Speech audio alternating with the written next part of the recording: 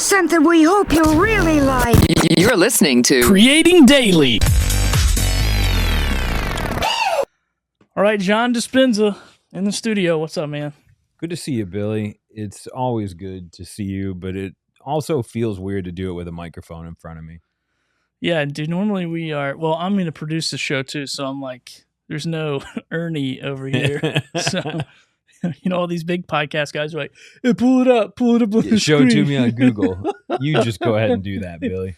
Yeah. Let me pull it up real quick. Why do you have so many incognito windows open? Yeah, well, I just, what are you doing? I was just starting my OnlyFans account, and then I gave up right before you came in. If you were going to do a no show, I was going to put on a different kind of show. So that Fair. was That explains why there was a tarp on the couch when we got here.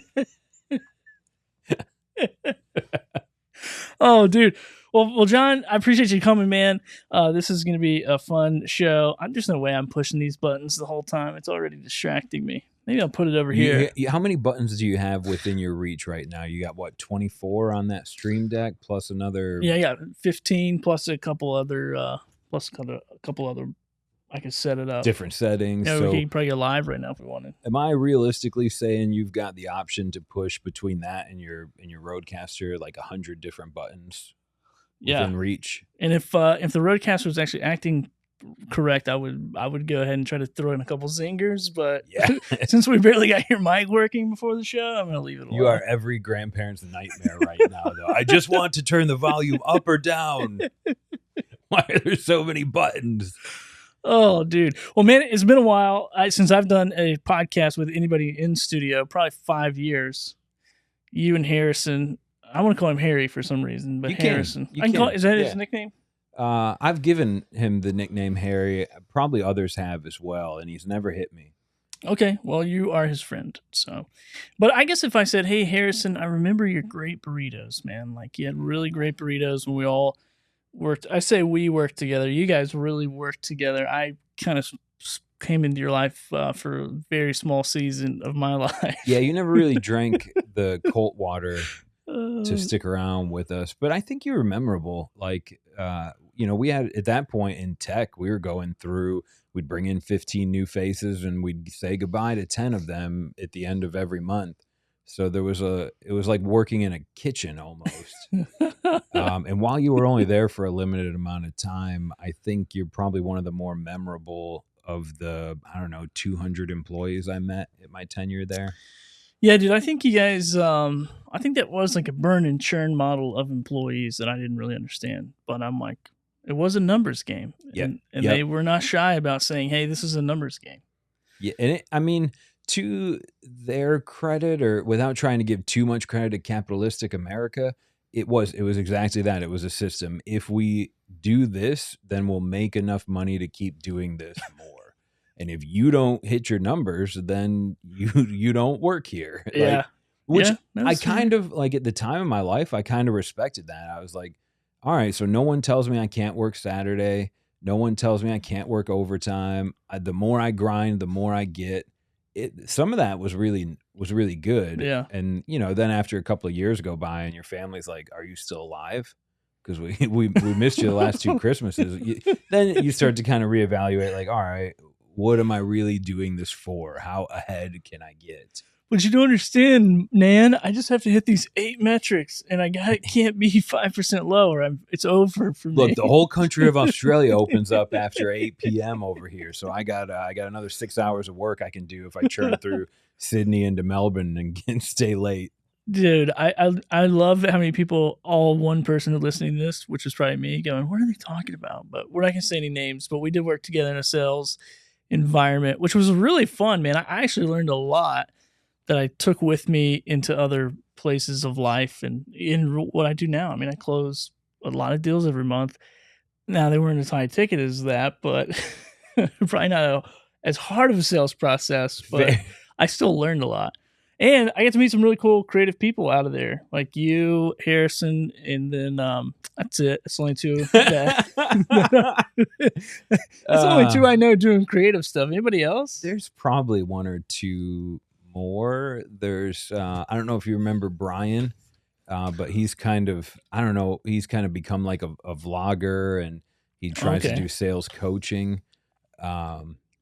Which, I mean, thinking back on it, it's ironic because he got let go from a sales team and now he's a sales coach. But really, what better, like, of course, if you're a sales coach, you've had that sort of experience. So I think there's also some good takeaways from that experience. Like, and to your point, Billy, everybody there, you know, got worked. You were there to work and you were going to hit your numbers. But the smart ones, the ones that I've kind of kept up with and stay in touch with, even if they're looking back on that employment is bitter or they kind of hated the way that things shaked out for them, the smart ones did find things to take away from that. Like it was a profitable company that really exploded quickly. And there were some valuable lessons in that. Like to your point, closing deals later in life, totally different process, totally different client base, but some of those things have helped you out. That's cool to hear. Yeah. Well, and I think it's too, like whatever sales process or system they use. Was it the Wolf of Wall Street guy? Was it kind of some of that as well? Yeah, I think we all kind of watched that movie. Those of us that were on the sales team were like, yeah, you know, we weren't selling $1 million stock tickets to anyone, but was that like a little bit of the process, like the actual like guys coaching, or no? Or did I just hear that somewhere? Or maybe somebody lied to me and told me that. Well, I think the guys that were running the sales team were very inspired by that methodology of sales.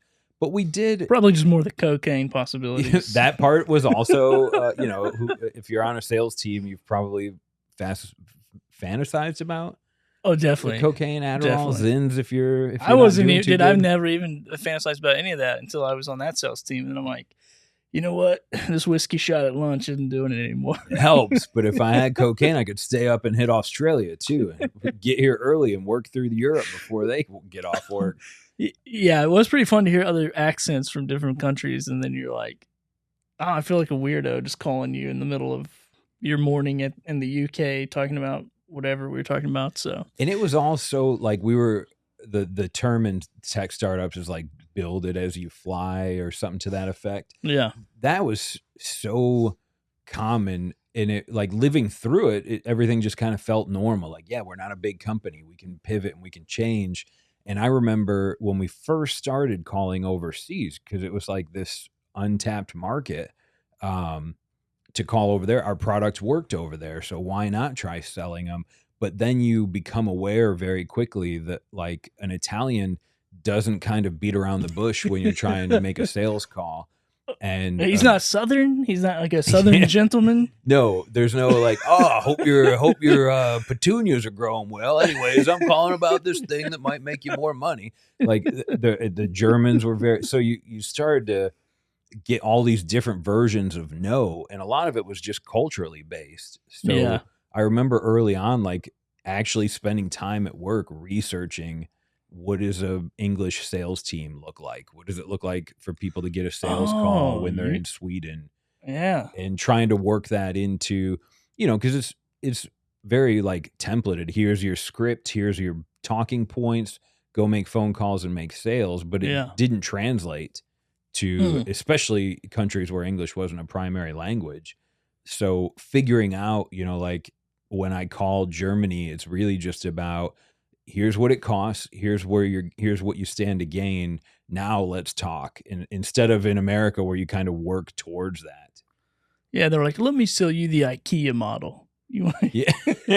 Which isn't an IKEA couch, by the way. It's comfortable, man. You think so? Yeah. Dude, we hate it. That's why it's here in my office. I'm not mad at this couch. Dude, we're like, the arms are too low. You can't lay down on it. There's like no, it's good for this environment. Yeah, I guess I probably wouldn't want to watch chilling. like a whole football game sitting here, but it's good for podcasting. It's good for my posture. We're very much like Taco Bell. We uncomfortable, so nobody stays that long. Yeah. That's the Taco Bell model, I think. so when's the last time you've eaten inside a Taco Bell? Dude, I never. I don't know if I ever have. I mean, probably when I was a teenager. But I'll still, don't tell my wife, but I'll still have to drive through every now and again. Oh my gosh, yeah, it's kind of a staple in okay, my life. You tell me what you want, I'm going to judge you and potentially kick you out of here. I'll tell you what the number one Taco Bell item for me is: cheesy gordita crunch. I've never had that. Wow. I'm like the Supreme Crunch guy. The Crunch Wrap. The Crunch Wrap. The Crunch Wrap is good. You like to or avoid the I just mess? like that weird quesadilla that's always like melts in your car everywhere, all over your car. Whatever they do to their quesadilla it has like a special flavor that's not found in nature, but it's also very addicting. Yeah. Sometimes I crave a quesadilla. Then I get there and I'm like, I know I really need the cheesy gordita crunch. And the reason is because like the outer pita, it gives you that super plush soft shell, but then there's a hard shell inside. So you get a hard shell, but it doesn't crack and crumble because the pita holds it all together. It's tacos evolved. And this is the number one reason, John, that I love you. I miss you being around in the office. And for people who don't know, John and I worked together in the beginning of my Amazon business. And you came in, and I think you were transitioning jobs, and done a lot of that. And so, or something I can't remember. But anyway, you're like, hey, I got some free time. I can come help you and make videos and do all that stuff. And I didn't even know at that point. I don't think I knew you from the sales role. I knew you as like a dominant salesperson in the space we were in. But I didn't really even know you're like into content creation or videos or any of that stuff. And then I don't know how we even started that conversation. I can't remember. It's been 3 years ago now. Yeah. Because I was in Puerto Rico, I think, when we first connected over. Yep. I remember that. I think it was probably we probably started talking about camera equipment. Which is a terrible fetish hobby of mine, to just look up camera equipment and like fawn over the details like I'm on Pornhub, except it's Best Buy or Reddit.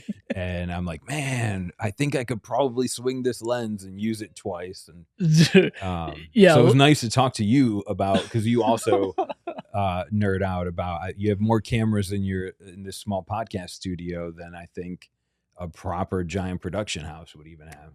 Well, I'm just trying to be actually, dude, I was gonna say Mr. Beast, but that's actually, they have like 100 cameras per square inch of their building or something. Yeah, that's an unfair insane comp. That's like, he's at that level that you shouldn't even aspire to get to.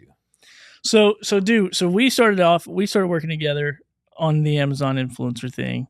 You came in, you helped me build a business, build a brand. We did the Stream Team live thing for a while. Like, that was kind of fun doing that, talking about products, nerding out.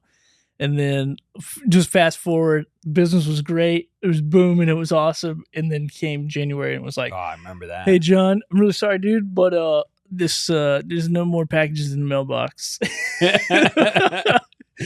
Not much we can do about this.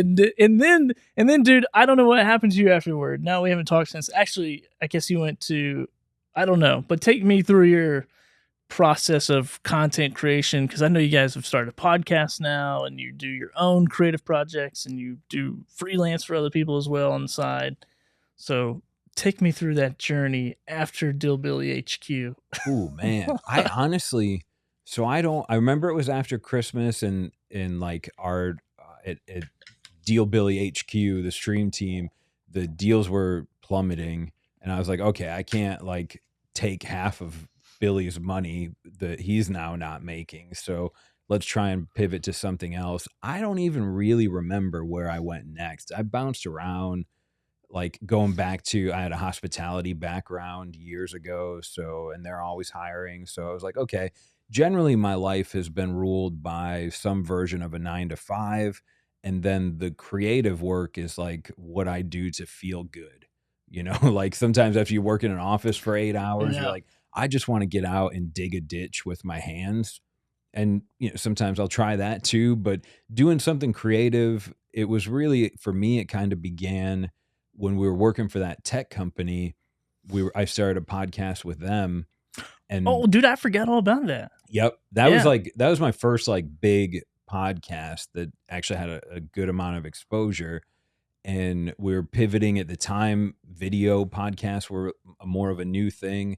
So we were trying to wrap our heads around how to add video content. And then COVID happened, and we started finding ways that we could use, wow, this sounds bad, but like use COVID to make money for the company or increase brand awareness. So we started these live events. And that, for me, I remember the first live event we did, I was like, we should do like as a halftime show. It'd be fun if we did a game show where we had some like kind of celebrities in the space come on. I'll be like a game show host. It'll be funny. It'll be kind of interactive.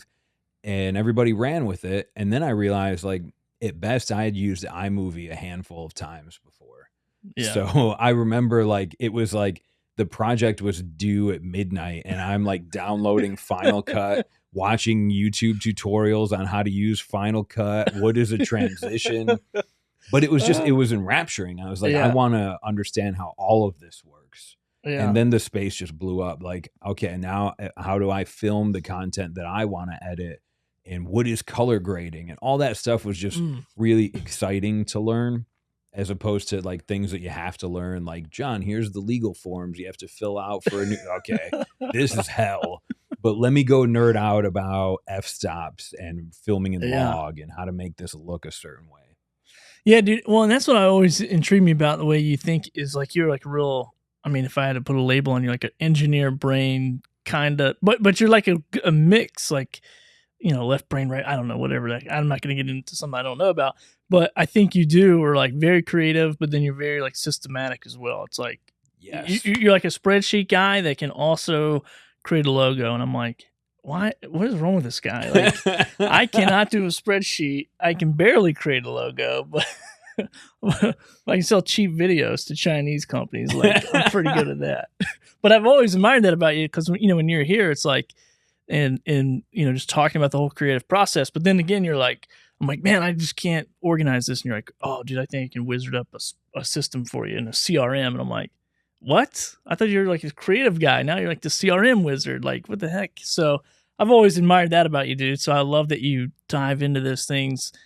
And not that I think they're necessary. Obviously, I'm not going to color grade this. I probably haven't color graded something in 20 years or 15 at least. Wait, 10. I've been married for 10 years. I haven't done professional TV stuff in 10 years.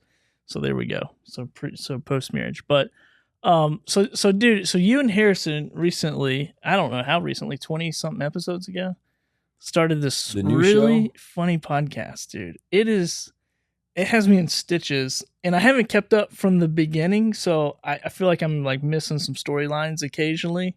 Maybe some but callbacks. But you guys do catch people up every episode. Yep.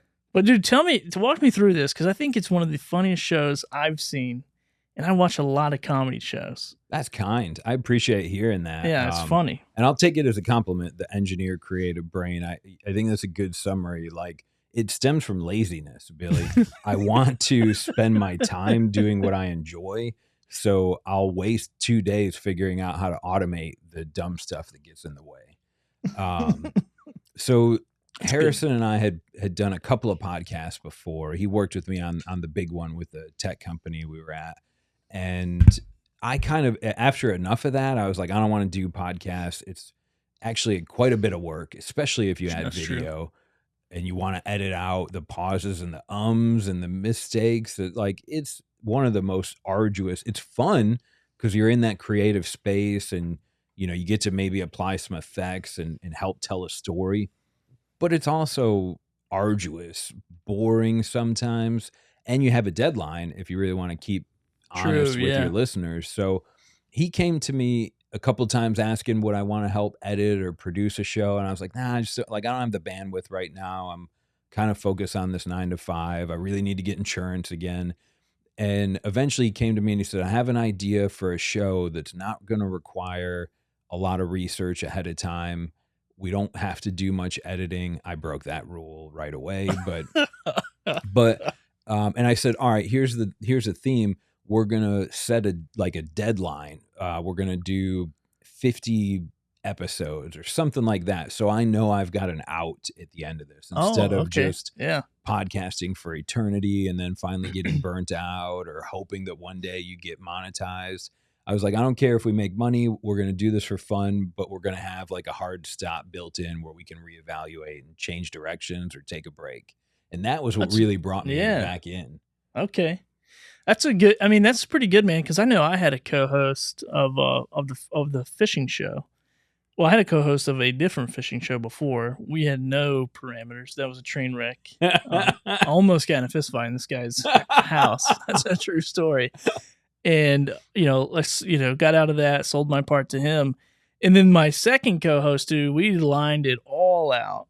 And no, we didn't have a stopping point, but it naturally kind of came up, especially with Amazon stuff and all this started Yeah, you taking get over. busy. And so I was like, man, this doesn't make sense. Like we're splitting the pie when you can just have the whole pie and I can have my whole pie. And so I think that's cool for people who might be, listening to the show or watching and going, man, I want to do a creative project like this with somebody. I love that. I love that you have that stopping point to it. I don't love it that you said you don't care about monetizing like that. I mean, John, I didn't want monetizing to be the goal because I felt like it always was. Oh, that's true. Okay.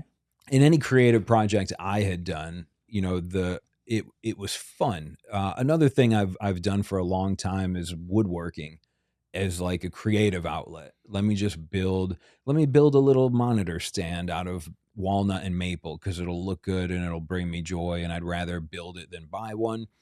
And the minute you take that and you start doing it for something else, like let me build 20 of these so I can sell them, the joy kind of gets stripped away from that. And I was feeling the same thing in my creative projects. Now, when I was doing video work or photography work for someone else, it was a paid job and I could kind of view it in that way. And I was like, all right, I know how to use a camera. I will deliver you good photos, but it never brought the same joy as when I just take my camera into the woods and look for a cool bird or something. Yeah.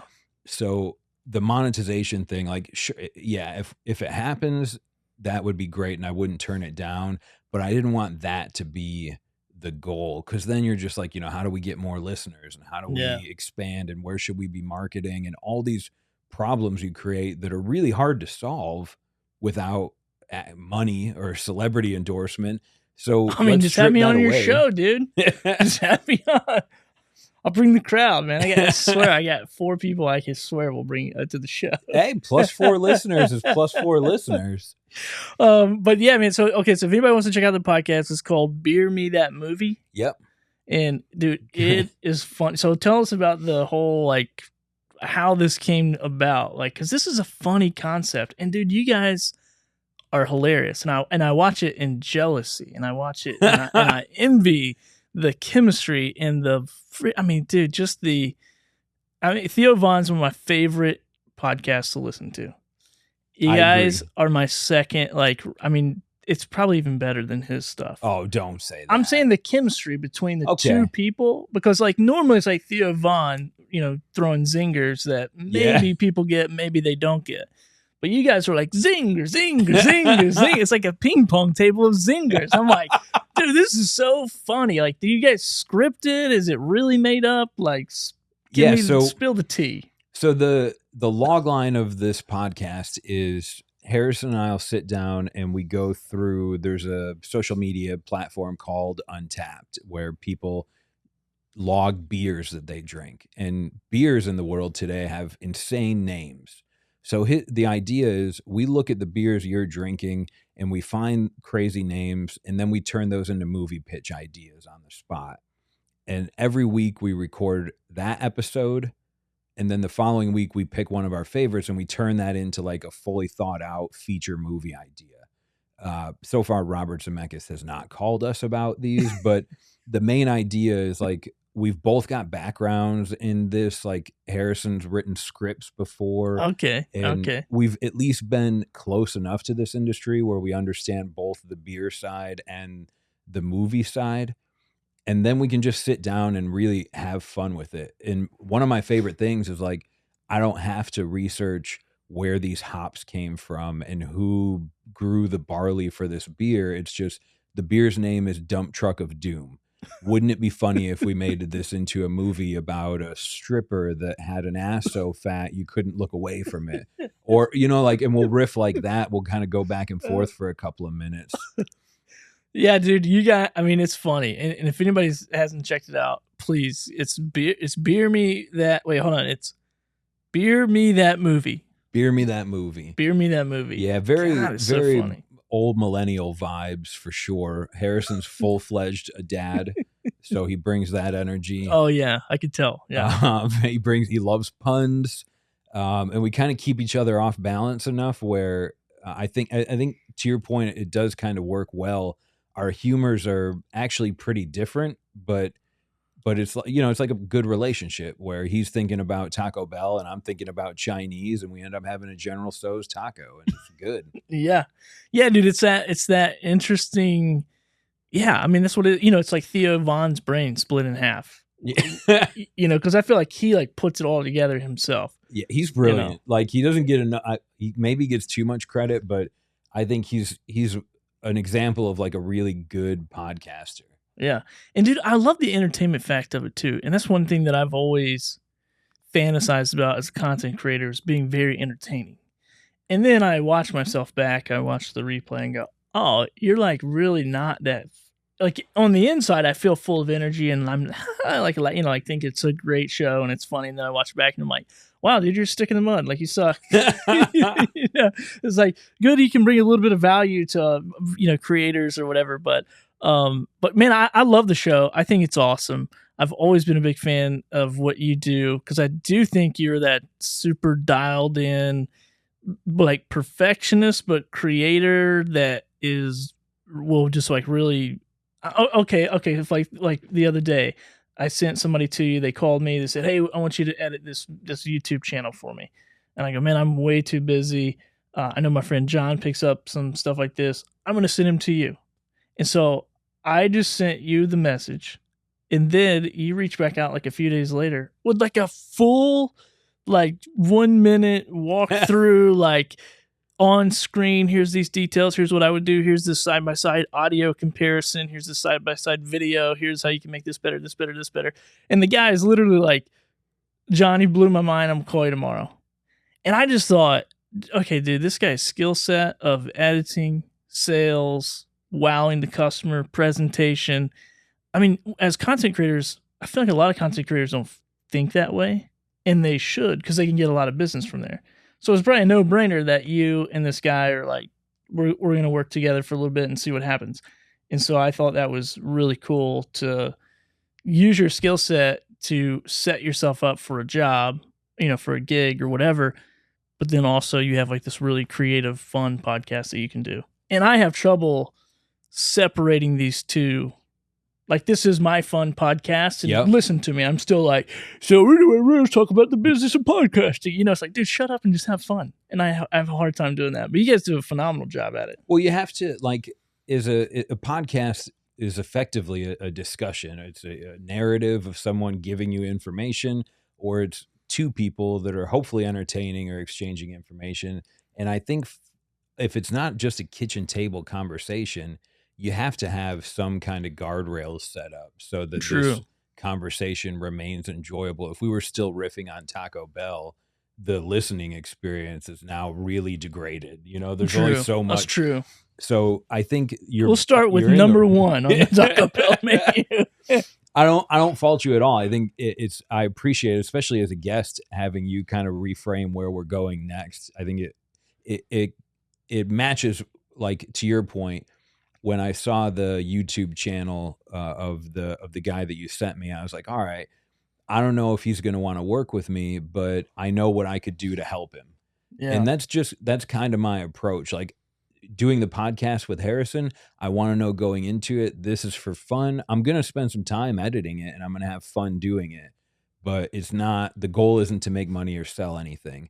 Now, when I saw that guy's YouTube video, I was like, I probably would have to make more money than he's going to think I'm worth. But for what it's worth, here's some things instantly I know that would help him out. So rather than try and waste his time, let me just spend a minute and show him so he gets a clear picture of what he's missing. And in the process, I'm showing him that I can do this for you as well. So if this is where you want to go, I would be a good service for you. And it worked out really well, which was one of my favorite moments being kind of a hobbyist creator. The worst part of that for me is going out and hustling for business. Like, you want to be a wedding photographer? God bless you. That is so much work just to get the clients and then to keep the clients happy. It doesn't matter if you're a good photographer or not. There's so much extra work that goes into getting that client list, which is why creative for me has always been a second job. I don't have the capacity to get up every day with no income and go find someone and sell my service to them. I approach it like, here's someone that needs some help and I have a skill set that would help them. Can we reach a financial agreement that will benefit us both? Yeah, man. And I mean, I think that is a cool. Well, one, I love that you in that particular situation because the whole sales process. I mean, you know sales like content creation, probably. I mean, very equal or maybe even more at times. And it's like you could have been like, okay, so and so, let's book a call. Let me show you 4 other channels that I've worked on. Let me show you 10 other projects that I've done. But it was like instead of like letting your potential client take a guess at what is possible for him, you just showed him. And I was like, I was like, okay, that's pretty cool. I mean, in my business, I work with people and I create content, and I necessarily can't do that because I have to have their product, which you had his product, which was his YouTube channel, and you like ripped it and whatever and got the video. And how'd you do that, by the way, John? Yeah, technically you're not allowed to.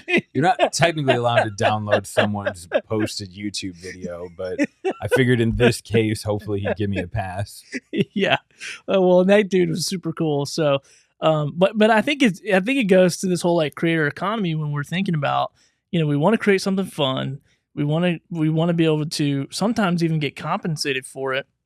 And it is cool to separate these fun projects from like paid collaborations, and it's like, for me, my wife told me the other day, she was like, hey, you got to get a hobby. Like you wake up at 4:30, 5 o'clock in the morning, you're at your office by 5:45 or 6.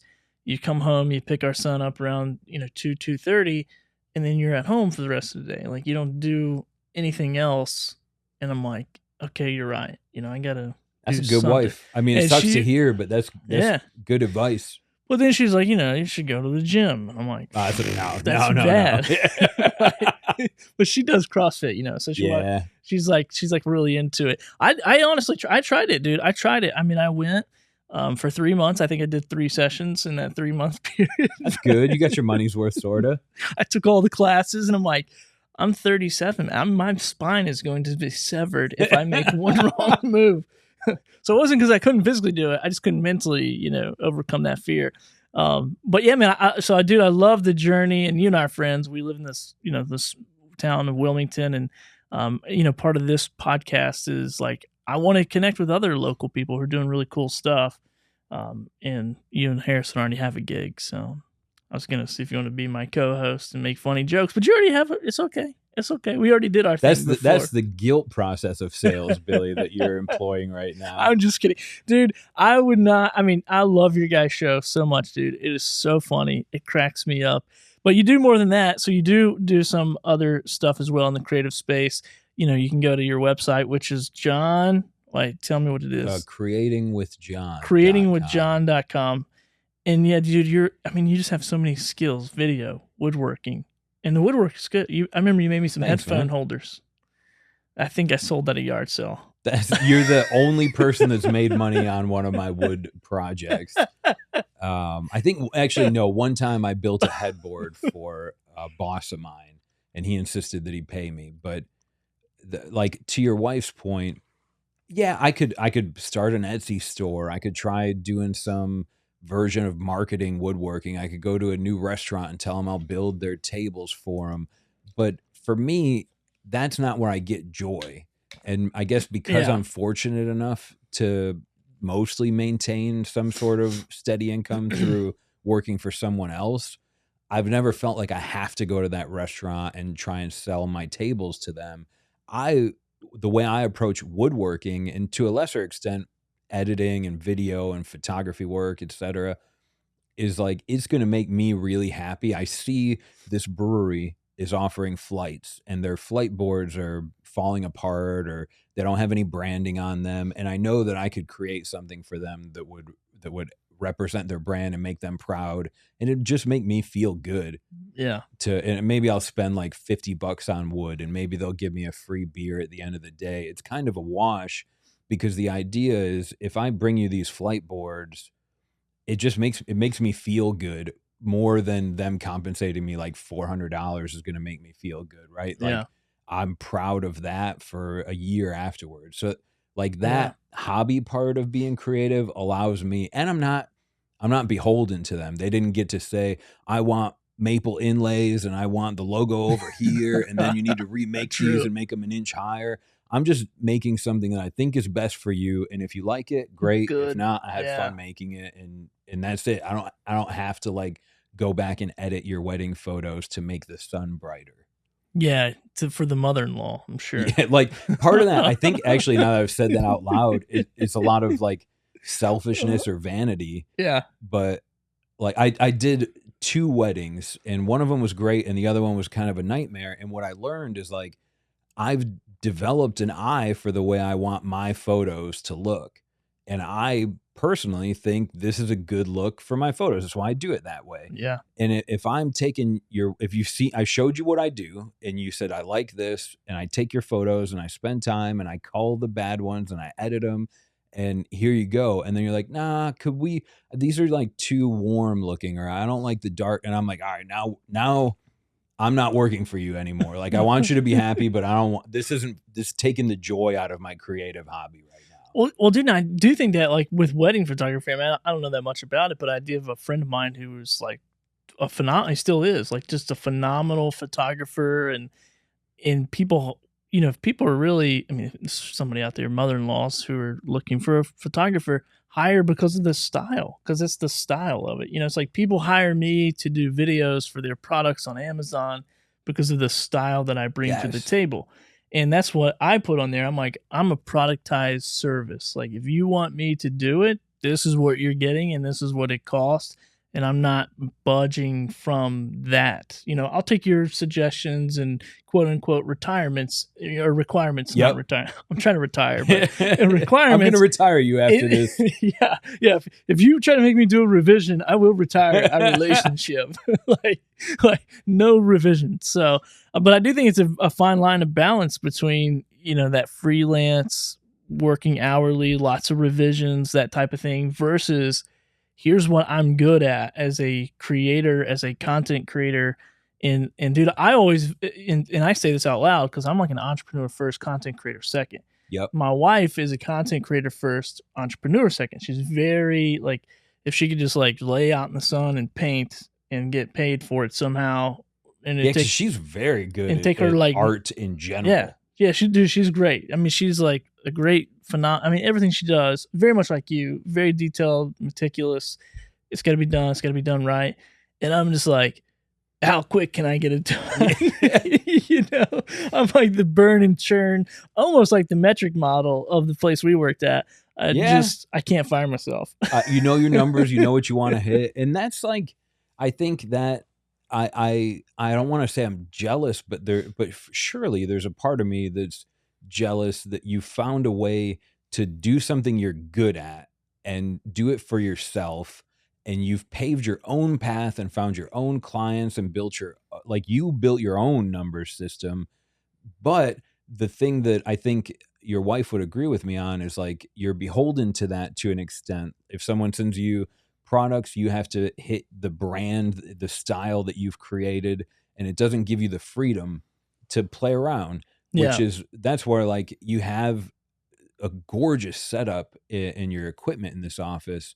And that's where I would also challenge you to say like, all right, in the next 6 months, I'm going to write and film a 5-minute short video and go through that process just for fun, beholden to no rules, and just see like maybe you take something away from it that then affects the way you do your videos professionally and offers you a chance to upsell people. Or maybe it's just fun. Like maybe it just allows you to live in the tech that you love, but do it in a way that you haven't done before. Yeah.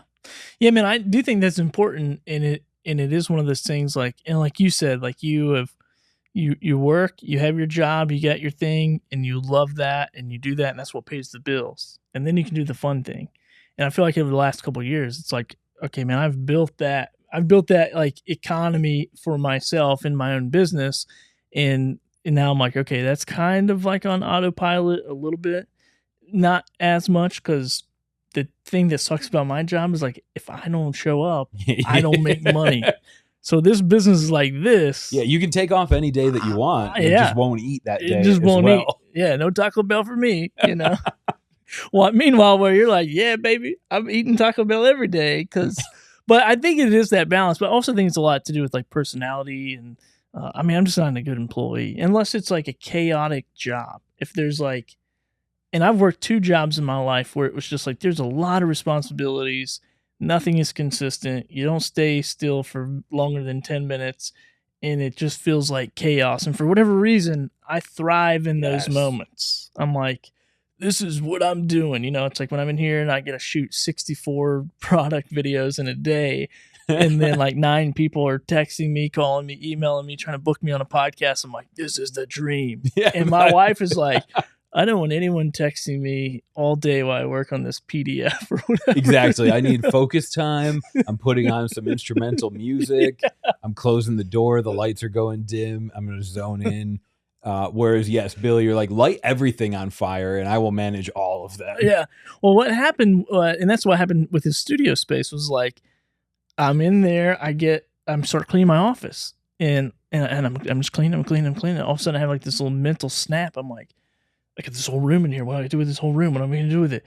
And then I start going nuts and start setting up equipment and everything. And my wife's like, "What are you doing?" I'm like, "I don't know. I'm just going to set building it. They'll and come." Then I'm posting on Instagram. I'm like, here's my new podcast little studio setup. Like, no, I'm not going to book you. You can't book time here. I'm not doing it. It's not a business. For you. This is just for me. And I'm showing off.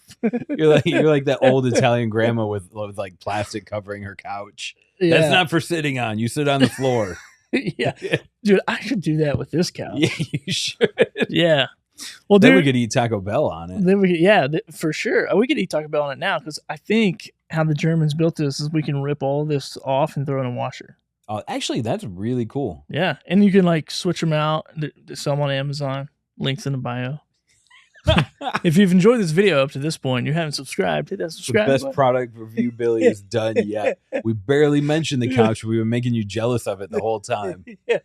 And it's got Taco Bell stains all over it already. But you throw it in the washing machine. Yeah, just throw the whole thing Just in the washing machine. Yeah. Yeah, this thing's, well, anyway, I'm not going to talk about the couch. This is degrading as we talked about or whatever we said. Well, dude, anything else you want to talk about before we dip? I know you got, speaking of woodworking, you got a woodworking project that's drying right now. Yeah, that's true. Some of the, well, you set me up for this, and we're not here to talk about woodworking, but I'll try and tie this in. So woodworking for me has been something that I've kept very sacred. I knew nothing about it. And my wife and I were fortunate enough to be able to buy a house that came with a garage. And the guy that lived there left a couple of crappy wood tools behind. And I was like, this is it. That's cool. This is it. And I was picking up the plane and a chisel and I was just mangling pieces of 2x4. And I'm like, this is how they build cool stuff. It'll come together. And fortunately, I've had a lot of time to learn. YouTube's a great place to go for that if you don't have a woodshop teacher nearby. So I was able to learn, and it was just every time I went out there and touched the wood, please don't take that out of context. It felt good. It felt like I was doing something solely for me. And most of that was just learning the process, which for me is very enjoyable. Yeah. So starting from butchering 2x4s to building like hardwood spice holders for friends as a gift, it's always felt good. And that's the thing that I'm taking away from this is I need to be a better friend and push Billy to find your woodworking. Like it doesn't even have to involve pine. Maybe it's like, maybe it's something that is adjacent to what you do professionally. Yeah. Which is like an impossible hustle. And find that thing that requires you to say, hold on, I'm putting my headphones on and I'm just going to zen into this for a moment.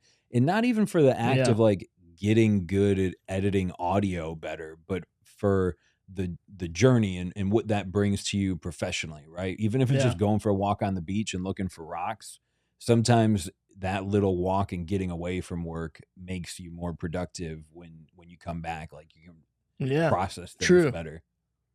Yeah, so I typically like to go outside, pop in the headphones, and clean up dog poop. Yeah. But then what happens is to my brain is I'm cleaning up dog poop. I'm like, man, I could probably charge somebody to do this. I could probably charge my neighbor. He's got dogs. I bet he'd pay me $20 to come over there right now. So that's how my brain. Maybe the hustle is just your hobby. So here's another. You were talking earlier how you appreciate the chaos of a place to work, and I was again fortunate enough to be at a place in my life where I was getting out. For a while I was working in banks and like finance and software, and that wasn't fun. But I bounce back and forth. To Billy's point, I think I do kind of live in two worlds where the idea of a steady 9 to 5 where I know what I'm going to do day after day was appealing because it would wouldn't be a mental drain. And then after Yeah. a couple of years, I'm like, this is dumb. I know what I'm going to be doing for the rest of my life. And I transitioned and I ended up becoming a cook and spent 10 years in restaurants, feeling comfortable enough to call myself a chef. And the reason I was able to do that for 10 years isn't because I was great at it. It was just because I didn't know what was coming next day. And I Yeah. had the freedom where work was like, okay, we're going to do a new special. I'm going to go to the farmer's market and I'm going to think about food and I'm going to think about flavor. And then I'm going to come to work and I don't know who's going to order it and whose birthday it'll be and who's going to have a special. So like all that chaos was very comfortable. And maybe that, Billy, I'm not asking you to get another job, but Think I maybe need to you go would, be a chef? maybe you would find some enjoyment, even just being like try bartending at a tap Yeah. room that's like relatively easy to pick up That would be fun. and see if you actually enjoy the chaos behind the bar. Yeah. Not to make extra money, but like to kind of get some of that creative Yeah. juices flowing or like just task management. And then I would be like, John, guess what? I'm starting a food truck. There we go. That's the business we need to The do. mobile bar, dude. How come Yeah. nobody has that? Probably because we're in North Carolina. And Oh, I'm sure yeah. they would just immediately come shut you down or make it impossible to do. Yeah, I guess you But- can't roll up on your neighbor's yard and start selling beer. Oh man, that's the freedom that I crave though. Food trucks have become pretty popular in the city we're in. Beer trucks would destroy. Dude, they would be good. Yeah. And you wouldn't even have to come up with your own beer. You just serve everyone else's. And Buy out someone's of beer coolers. at $30. It would be so cheap. Sell it for $90. I can do that out of the back of my Element. Just open the hatch, put a couple coolers. Just get 2 buckets full of ice and throw some kegs in there. Yeah. Yeah, you don't even need cups. Just open up with spray from a distance. Like, it's like we charge by the shot of beer into your face. Per second it flows. We'll follow your whole bachelorette party downtown. Oh my God. Dude, okay, so this is a little off topic. But speaking of a bachelor party, a buddy of mine, not too long ago, I don't know how many years ago, was like, hey, we're going to the bachelor party over here at the Japanese restaurant right off of College. Okay. Hero? I think, I think- yeah. I think so. They cook it in front of you and all that stuff. Well, they come around, they get this little spray bottle. Yeah. They're spraying it in people's mouths. I don't even know what it is. I'm like, oh yeah, whatever. Gotta open They're your just- mouth. They're just spraying it in everybody. I mean, I'm talking around the whole table. I'm talking over and over and over, just like rounds and rounds. And I'm like, I think it's like some kind of like sauce or something that I'm like, I have no clue. I feel like it's just like salted rice water. Yeah. But No, I don't know, it a was lot of people definitely seem more like than that, it's dude. sake or Because when something. it was like, I stood up, I'm like, what was in that bottle, dude? And my buddy's like, that's like a wine, or it's like some wine or something. And I'm like, You just chug 3 glasses What? of wine, man. dude, it was insane. And I was like, how are you just walking around and squirting people in the face with this? And, one of our friends was like, like really going for it. And dude, I got up and I'm like, I got to go home. Like, this is not good. I drove here, man. I didn't know they were just going to be squirting random in my mouth. Yeah, The shrimp was fun. Yeah, I caught the shrimp. yeah. Dude, anyway, that reminded me of that, of the keg idea. That's what I should do. Just start a brainstorming idea entrepreneur. We just sit here and riff all day about the weird businesses that you could start and make money. That was, I can't remember the name of it offhand, but that was one of my favorite podcasts that I had ever listened to. I don't think they're still producing content, but if I remember mostly correct, it was 2 guys and they would kind of come with a couple of business ideas and then they would workshop them. And at the end of the podcast, they'd be like, all right, so here's our business idea. It's whatever, taking old people to Chili's on Free Wing Wednesday and charging them $5 or whatever their kind of random idea ended up being. They ran this podcast for like 100 episodes. Wow. And within there's probably some good ideas to Yeah. turn a business into. One of them is Billy creating a business generator podcast. That's a good idea. That'd be fun. That'd And be a that lot would, of fun. I think, technically be allowed to be a hobby for you. I mean, you're basically still at work right now, but you're in a different room. I'm in a different room. That's Yep, my and you'd be office. doing it I'm not making for. money. I think one of the keys is like doing it with the intention of doing it for free. And maybe I could put on my podcast, I don't have sponsors because I don't want to waste your time. Yeah. So you have listened to a couple episodes, huh? As somebody who has a mastermind group that I teach people how to make money with content, I was just so like, good for you, John. Good for you. Yeah, I mean, honestly, I'm not offended. It feels good every time I say that, because I also consume a lot of podcasts and YouTube content, as probably is aware by now. And what True, happens yeah. the minute you're like, oh, great, so and so released a new episode, I'm going to learn about Roman history. Play. Now it used to be like maybe a half an hour or a host read ad, which a lot of times was acceptable or even enjoyable. Now it's like 3 to 4 minutes of dynamic inserted kind of crappy ads. That's and then I true. get to That's true. the content that I signed up for. And I'm like, man, you took the one place that I really enjoyed and you turned it almost into Instagram. So That's true, yeah. I will say vehemently, I'm kind of against dynamic inserted ads and podcasts. But if you're doing a podcast and you want to, and you're my host and I'm trusting you and you want to tell me why Sony camera systems are the best and they give you a kickback, I might even buy one because I That's do true. trust you. But if I Yeah. just get a random commercial, I'm like, I've lived through these. Yeah, that's what I tell people too. I'm like, man, if you're just going to really make money off of dynamically inserted ads is like impossible. I think You gotta have a lot of distribution. I think there's like a big hosting company called Lipson, and somebody was just telling me the other day you have to have 20,000 downloads per episode to even get any kind of compensation whatsoever. And I'm like, that's a lot of downloads per episode for the average. You're talking about like the top 5, maybe 10% you know of this stuff. podcasts. Yeah, we didn't get into that. Yeah, but this is my 9 to 5. But you So, know, yeah, you know this world. That's not an obtainable number unless you have a way to market your show. You either in the perfect world, your content is entertaining and engaging enough. Like to your point, Billy, how you want your content to be entertaining. I'm not right here, but I feel like that's the way to approach content. Don't just make me a makeup video because someone paid you to make a video. Like I'm not interested in that. That makes sense. I want to be entertained when you're selling me stuff or when you're teaching me stuff. Yeah. So like, I think that's the approach.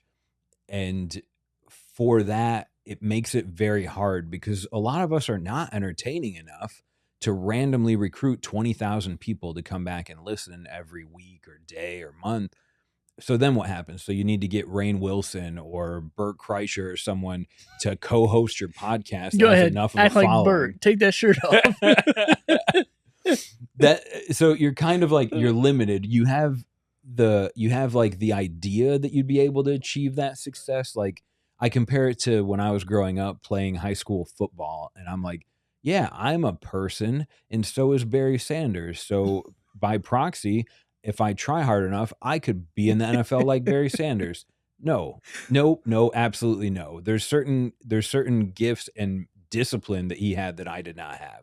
Yeah. And you can kind of do that with professional sports. Like you can spend 12 hours a day shooting hoops and you might get good enough to join the NBA. With podcasting, you have to do this. You have to take the same approach and you have to polish your content enough where someone's going to listen and want to keep listening. And that's not like, oh, me and my friends started a show where we talk about NASCAR and we think it's great. Good. At best, you're going to find 100 people that also think it's great, and you're never going to get money on dynamic ad insertion. But you might find a local donut shop that wants your NASCAR people buying their donuts, so you could actually sell. There's other ways to make money. Yeah, I agree, man. I think there's and that's the thing too. It's like people got to keep in mind. It's like it is a skill set you got to build over time. It's like I want to be. I've created. As of this week, as of recording this video, I've created 3,333 product videos on the Amazon platform. So you were part of that. My wife was a little bit of part of that as well. And so that's a ton of freaking videos. And so even with that, I'm like, I've put in a lot of work. So the person who just signed up yesterday emails me, hey, I want to do what you do. I'm like, if you want to do what I'm doing, you got to do what I did and show up every day, wake up at midnight to check your email to make sure you're the first guy that gets the deal from the Chinese company, to build this trust with those companies to where when they send you a $2 pair of fingernail clippers that you're going to make no commission on Amazon, they can trust you to show up and do that. Yep. And now 2 years later, those same people now send me a $3,000 product and just be like, cool, man. Well, thanks for the video. Here's your money. Because you built that. Because you build it. But I think a lot of times people will hit the record button and then wonder, like, why is no one listening to my show? Yep. I'm like, well, you can't show up. When are you going to show up to work 3 times and then expect to get paid for life? Like, are we kidding? But content creators think about that. I mean, I'm like, dude, just because you made a viral video, I have an 18-pound coffee mug actually holding up this mic stand right now because I didn't have any sandbags to do it appropriately. And that thing got 2.9 million views on TikTok, and gave me 1,400 followers on that platform. However, I made a lot of money off that video night one from the brand because I was doing the commission deal. I've made money since then, but I also haven't made another mug video since then. And so it's kind of that thing, it's like, so I do think there's that weird thing in this content world where it's like, well, I'm just going to show up and just be myself and people will come. And I'm like, you got to plan for that. When I monetized the fishing show within 5 episodes, it was a business plan. It was not we're going to try to get famous and have local people shout at us at a tackle shop. Now that happened, but it wasn't our goal setting out. Our goal was, we want to make money with this. This is a business. And so I definitely think there's it's possible, but like you said, it's like you got to go build the plan and spend a lot of time just like a business to do it, in my opinion. That's a really good point to bring up in the creator space in general, I think, which involves like influencers and all the social media content creators, podcast content creators, and woodworkers. All of us together. You can approach it as a hobby and creative and be like, I have this funny joke and I'm going to film it and I'm going to post it on TikTok and hopefully it goes viral. Well, you're going to fail.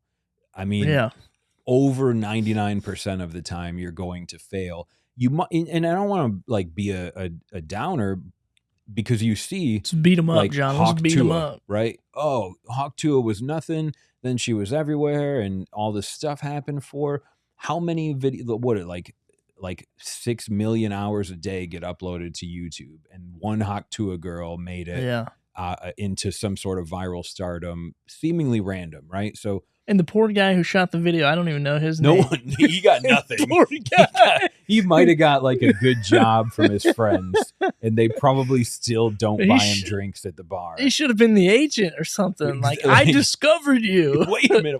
This is my content. Oh, sorry. Hawk 2 is the champ here. Just to show, like, maybe you could plan for that. There's probably some algorithm where, like, if you're starting an Instagram reel, you're going to get more views if you pose a question in the beginning. Sure, like, there's ways you can try and gamify your content, but at the end of the day, if you approach this like it's just your fun passion project, it's very likely going to stay there. If you open a food truck like it's your fun passion project and you make peanut butter and jelly sandwiches with no jelly, people aren't going to like that, and you're not going to make a lot of money. You need to also, if your goal is to monetize, you need to also, even if it's not fun and creative, approach it and think about it, or meet with someone like Billy that can kind of give you some guidance on, okay, great, your jokes are funny, we love your videos, but here's the things you're going to have to think about if you want to manage this like a business and build trust with your clients or the people that sponsor you, etc. Yeah. And dude, and like you said, there's so many ways it's not necessarily even sponsorship deals. I mean, there's so many.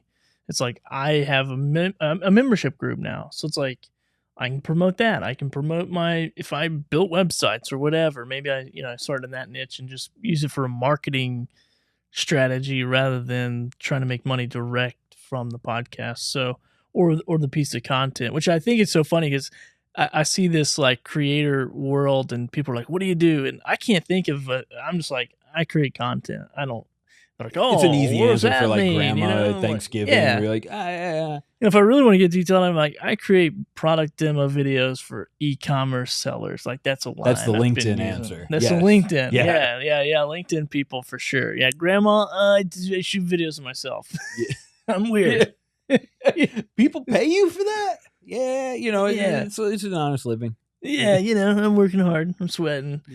But it is possible. And I mean, I do think the world that we live in is like, dude, if you think about it, I'm almost 38 next month. And dude, when we were growing up, like there was no cell phone. Yeah. Like there was no, I remember the first time the landlord of the trailer park I lived in had the bag phone and we went outside to see it. My parents were like, get out here now. There's a cell phone. In the middle of the driveway in the on trailer a phone park. call. All the trailer park people are out there like, look at that. I mean, that's what we were doing, And so I remember that, dude. I remember that phone and I was like, wow. And then my grandfather, like he was, I remember him having a bag phone in his car. And I was like, wait, you can call people from anywhere on that thing? He's like, yeah, $18 a minute or whatever it was. Yep. This is also back when a phone call was something you did. I have had a new iPhone since the last generation. I might have made 12 phone calls on it. Yeah, it's when we bought internet and it came on a disc. Yep. And movies came on a disc too. It was like, and I mean, Netflix was sending disc in the mail. And I remember thinking like, that is crazy. So did Blockbuster. Yeah, they did. No thanks, you crazy internet people. Blockbuster. Remember them? Yeah. That's true. a good point. Like I lived in a world where the closest thing to an influencer would have been like the guy on the cable access news channel showing people how to do potted gardens or whatever. Yeah. Like the terrible local TV was outside of that. It was like going to see a live show at a bar or something. Yeah. It was crazy. And dude, I think it's so crazy because, when people are like, man, I just don't know if I can do this. I don't know if I can do this. I'm like, it's the easiest as ever been. And it's just going to keep getting easier to create content. I mean, unfortunately, I think there might just be a day where we just own an AI bot that creates all the content. That's coming. It's It's like, there's going to be a lot of unlonely men soon. yeah. It's just like, all right, well, this is weird, but here we are. And we'll see what happens. But yeah, I don't know my whole point in saying that. I guess I was just saying like it's so much easier, now than it ever has been. I mean, the first live streaming computer, I remember it was like you had to have a guy build it. You had to have some guy like put all the stuff together and like charge you 10 grand or whatever just to live stream to one domain, maybe. Yep. And it might have worked. And now it's like, dude, I can live stream to 10 platforms on Ecamm Live at a time. Without really being having to build anything. Yeah, as long as you don't have Puerto Rican internet and you're like in the States. True. A reliable Wi-Fi connection or Ethernet is really helpful. Yeah. But that's accessible to 85% of Americans. Yeah. And that's all you need. Whereas if you go back to when we were kids, you need approval from a local TV channel. You need the proper recording equipment and gear.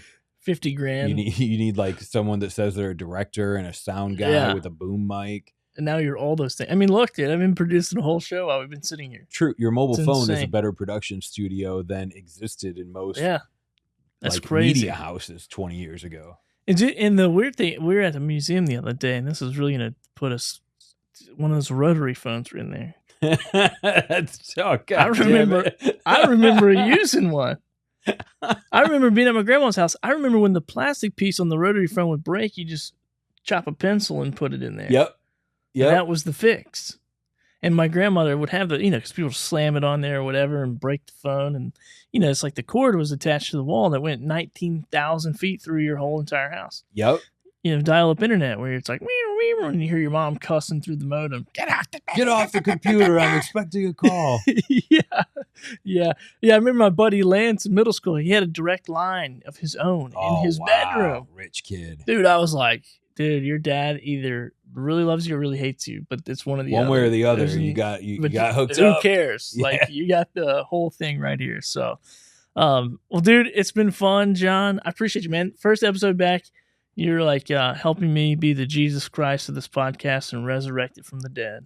When I was footsteps, you were carrying me, something along those lines. Yeah, cool. Something like that.